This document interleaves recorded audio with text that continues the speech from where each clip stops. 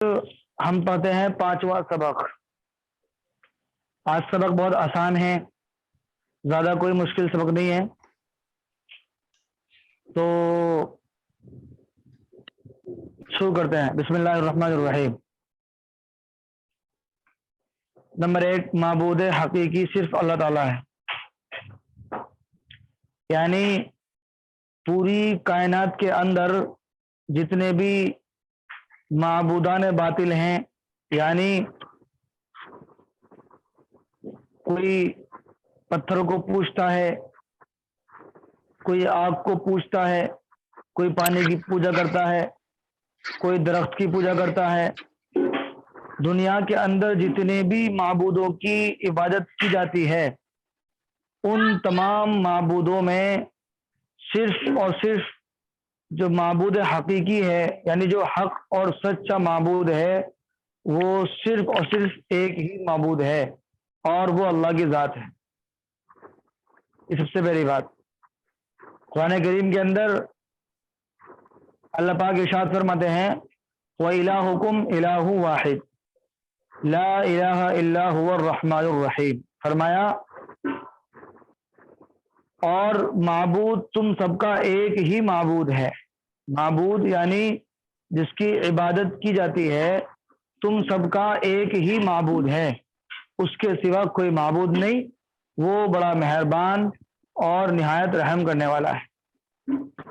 تو ہمیں دنیا کے اندر جتنے بھی معبود ہیں ان تمام کے تمام کو معبود نہیں سمجھنا، بلکہ ہمیں تو صرف اتنا سمجھنا ہے کہ ہم سب کا معبود حقیقی کون ہے؟ وہ اللہ ہے۔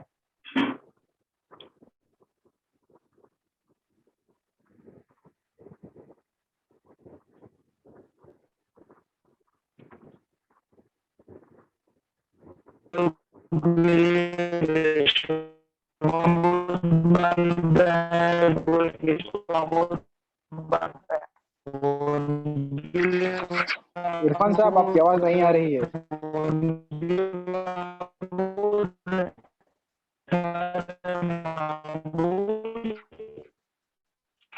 مولانا آپ کی آواز برابر نہیں آ رہی ہے۔ لگ رہا ہے کوئی ساؤنڈ پرابلم ہے۔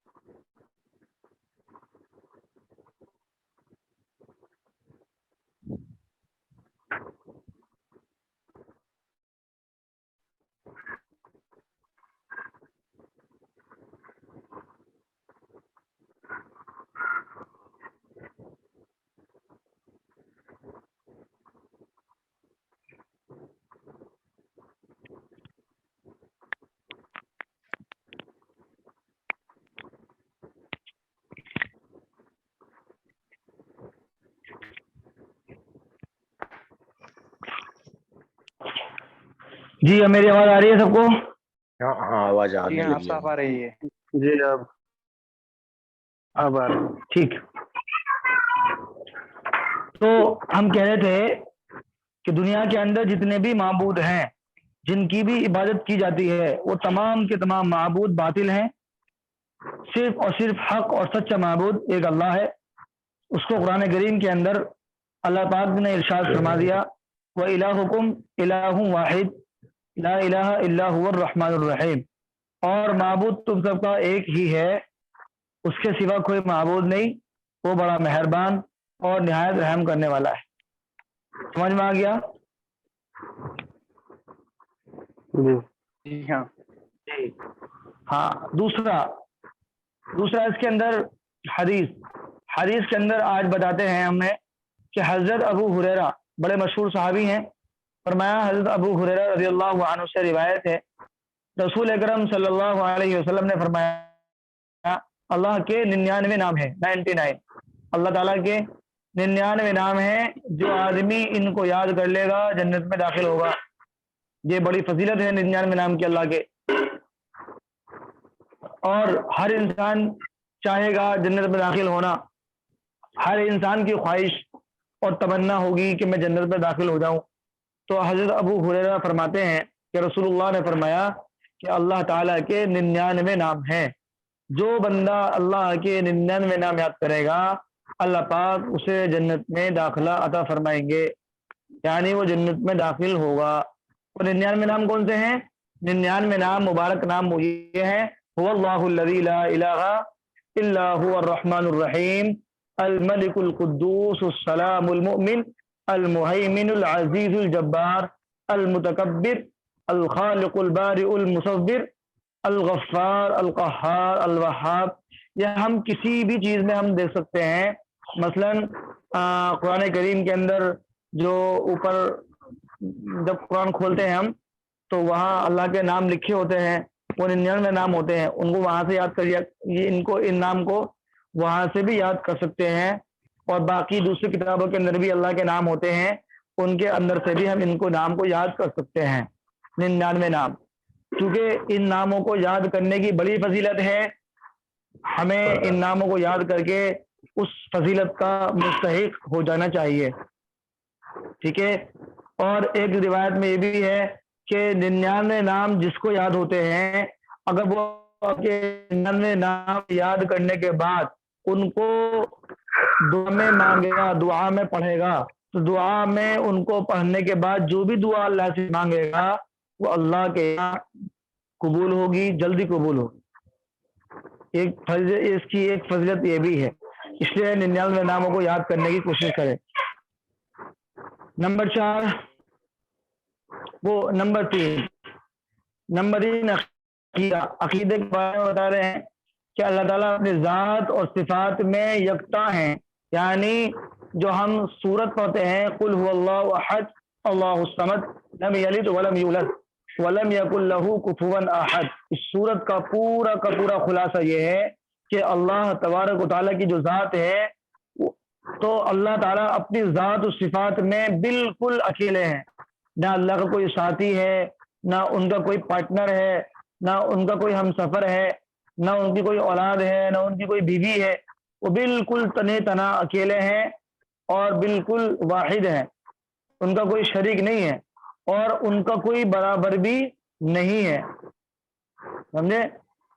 اس لیے فرمایا کہ اللہ کی ذات و صفات, اللہ تعالیٰ اپنی ذات و صفات میں یکتا ہیں.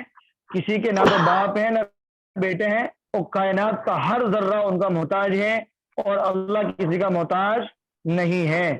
تمام کی تمام کائنات وہ اللہ کی محتاج ہیں. سمجھے؟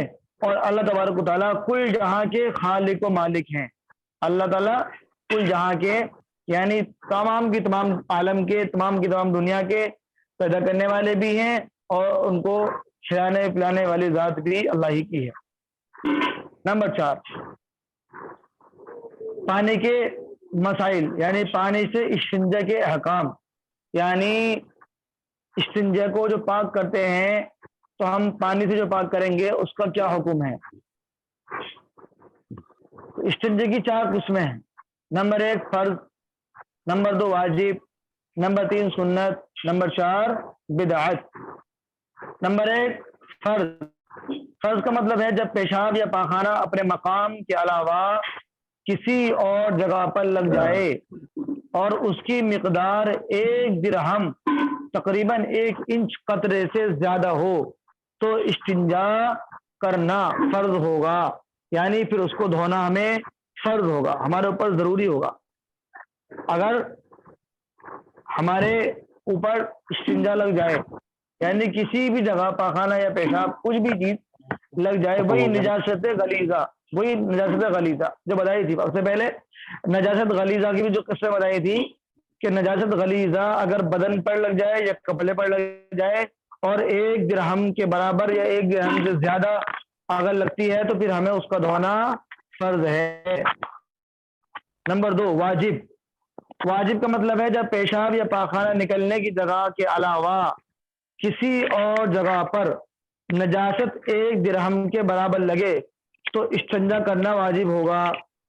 اگر 1 درہم کے ایک چھوٹا درہم یعنی کہ ہتھیلی کے برابر اگر لگ جائے, یعنی استنجے کے مقام کے علاوہ کہیں دوسری جگہ اگر ہمیں نجاست لگتی ہے اور وہ نجاست 1 درہم کے برابر ہو جاتی ہے تو اس کا دھونا ہمارے اوپر واجب ہو جاتا ہے.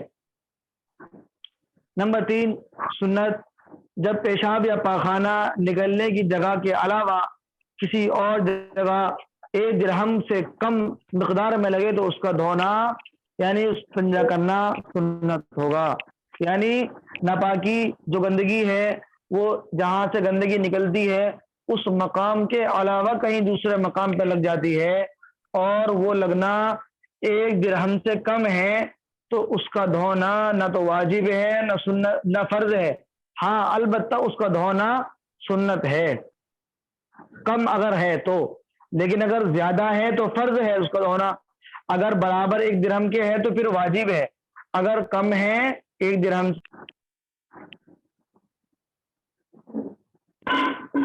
نمبر 4 بدعت, بغیر کسی وجہ کے استنجا کرتے رہنا, مثلا ہوا خارج ہونے پر استنجا کرنا وغیرہ وغیرہ, یہ کیا ہے؟ بدعت ہے. وضو کے درمیان اور شروع کی دعا, یہ چاروں چیزیں 3-4 باتیں ہو گئی. قرآن کے بارے میں ہو گیا کہ قرآن کریم میں اللہ تعالیٰ نے کیا فرمایا کہ تمہارا سب کا معبود صرف ایک ہی ہے, اور حدیث کے اندر معلوم ہو گیا کہ حدیث میں اللہ کے 99 نام بتائے, نام کتنے قیمتی اور ضروری ہیں, سمجھے. اور عقیدے کے بارے میں بتایا کہ اللہ تعالیٰ کا عقیدہ یہ رکھنا چاہیے, اللہ کے بارے میں عقیدہ رکھنا چاہیے کہ اللہ کی نہ تو کوئی اولاد ہے, نہ اللہ کسی کی اولاد ہے, اور نہ اللہ کسی کے برابر ہے. یہ ہمیں عقیدہ رکھنا چاہیے.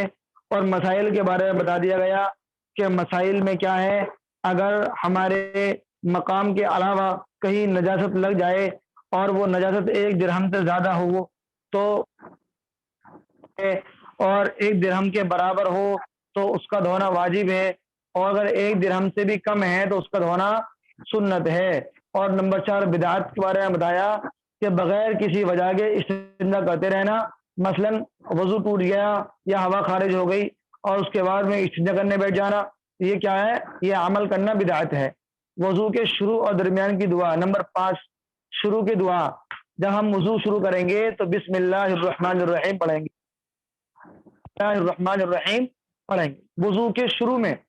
اور جب وضو کے درمیان میں پہنچیں گے تو دعا درمیان کی دعا ہے اللہم اغفر لی ذنبی ووسع لی فی داری وبارک لی فی رزقی. اس کا ترجمہ ہے کہ اے اللہ میرے گناہ بخش دے اور میرے گھر کو کشادہ فرما اور میرے رزق میں برکت عطا فرما. یہ دعا ہے, اس دعا کو یاد کر لیں, یعنی وضو کے درمیان کی دعا. اغفر لی ذنبی, چاہے اس کو لکھ لیں یا یاد کر لیں, اللہم اغفر لی ذنبی ووسع لی فی داری وبارک لی فی رزقی. 4 لفظ ہیں, اللہم اغفر لی ذنبی ووسع لی فی داری وبارک لی فی رزقی. اس دعا کو یاد کر لیں, ہو جائے گی یاد انشاءاللہ. ہاں جی. بس یہ آج کا ہمارا سبق تھا, یہ مکمل ہمارا سبق آج کا ہو گیا. ٹھیک ہے, کسی کا کوئی سوال ہو تو معلوم کر لیں جلدی, کسی آج بیٹری بھی ڈاؤن ہونے والی ہے فون کی, تو اس لیے انشاءاللہ کل اور ایک چھوٹا سوال ہے, یہ درم کا کیا آتا ہے, کیا بولے تھے آپ؟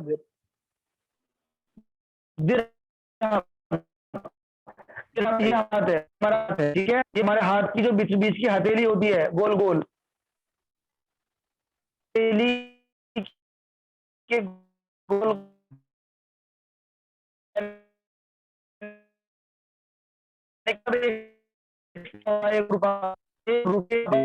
چکی ہے تو پھر ہماری 1 درہم کے برابر ہو جائے گی. لیکن اگر ایک بوند ہماری اوپر ہے، ایک بوند دائیں، ایک بوند بائیں، اور چاروں پانچوں بوند کو ملا کر کے پھر ہم اس کا اندازہ لگائیں گے، اگر وہ ہمارے ایک درہم کے برابر بیچ جاتے ہیں اندازے سے، پھر کم ہے تو پھر ہم اس کو نہیں. سمجھ میں آ گیا؟ اب آپ کی آواز کٹ چکی تھی جب بول رہے تھے، تو 3-4 خطرے گرنے کے بعد آپ کچھ بول رہے تھے، الگ الگ جگہ سے خطرہ رہنے کے بعد. 3-4 قطرے اگر ہو جائیں تو پھر ہمیں ان قطروں کو جمع کرنا ہوگا، یعنی کہ اندازے سے جمع کریں گے کہ وہ قطرے اگر جمع کرتے ہیں اور قطرے جمع ہونے کے بعد 1 درہم کے برابر ہو جائیں گے تو پھر ہمیں اس کا دھونا واجب ہے، اگر زیادہ ہے. سمجھ میں آ گیا؟ جی سمجھ میں آ گیا. جی جی ٹھیک ہے سلیم صاحب، سمجھ میں آ گیا آپ کو؟ ہاں ہاں ٹھیک ہے، سمجھ میں آ چلیے گیا. ٹھیک. السلام علیکم ورحمۃ اللہ. وعلیکم السلام. السلام.